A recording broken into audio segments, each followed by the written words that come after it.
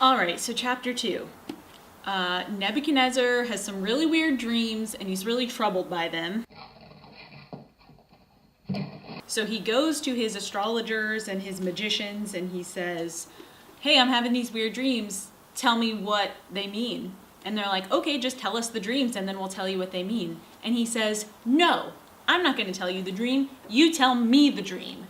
Because he knows that whatever he says, they're just going to twist it to mean something else. But if they really know what the dream means, they should be able to tell it to him.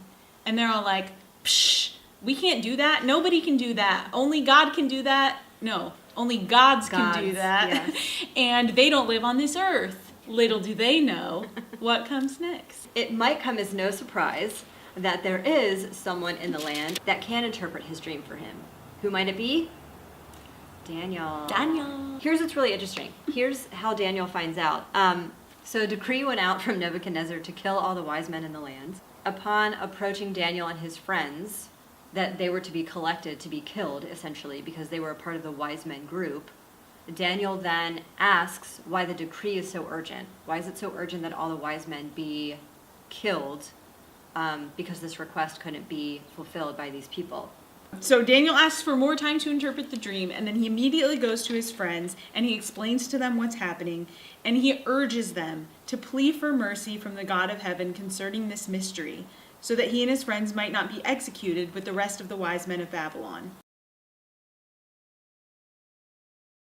So right away, they go in prayer. They go to God because they know, just as all the other wise ones and astrologers and magicians knew, no human is capable of doing this on their own. So they immediately start praying for answers and for visions so that they can be saved from this decree of death.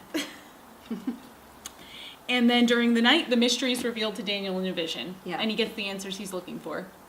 So there you go. The secret was revealed to Daniel in a night vision. So Daniel blessed the God of heaven, because obviously God was the one that granted him this vision, so he was able to go back to King Nebuchadnezzar and fulfill his request. He told him the dream, and then he interpreted it. Wait, but first, that's the best part. You said he praised the God of heaven. And then there's a few verses 20 through 23.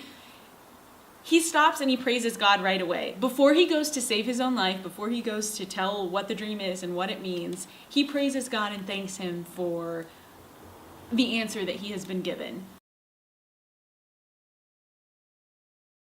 I will be the first to say that is not my first response when I get something that I want. Like, maybe I get excited about it, but my first response is not always to thank God for it and to praise him. Because Daniel is very much aware that he's not doing things in his own power. And sometimes I get oblivious about that. Yeah. I'm going to be real with you. Sometimes I get oblivious about that.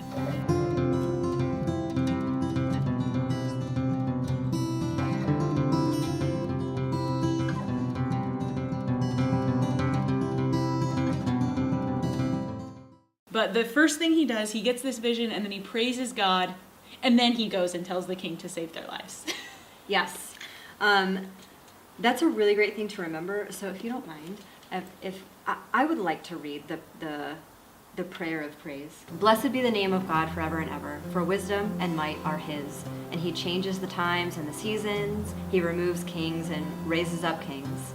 He gives wisdom to the wise and knowledge to those who have understanding. He reveals deep and secret things. He knows what is in the darkness, and light dwells with him.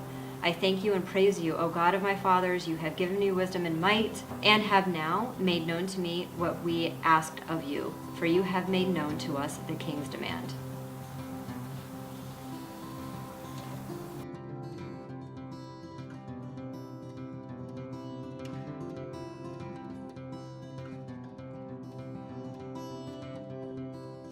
So Daniel goes in and explains the dream. He also requests that Nebuchadnezzar stop killing all the wise men.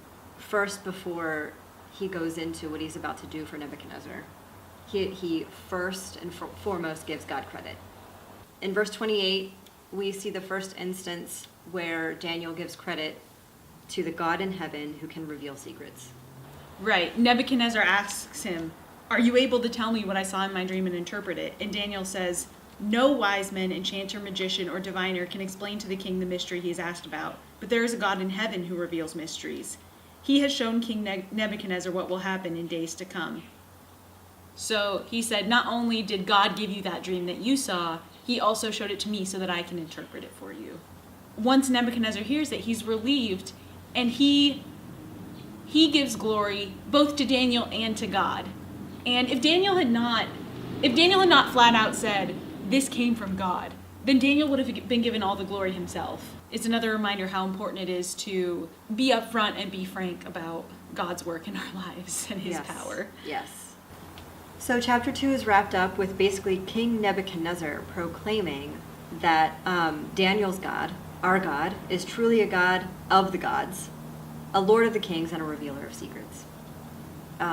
He promotes Daniel and his friends, and he places Daniel in his court, and that takes us into a later time of King Nebuchadnezzar's reign, and something else that God is able to do through Daniel for Nebuchadnezzar.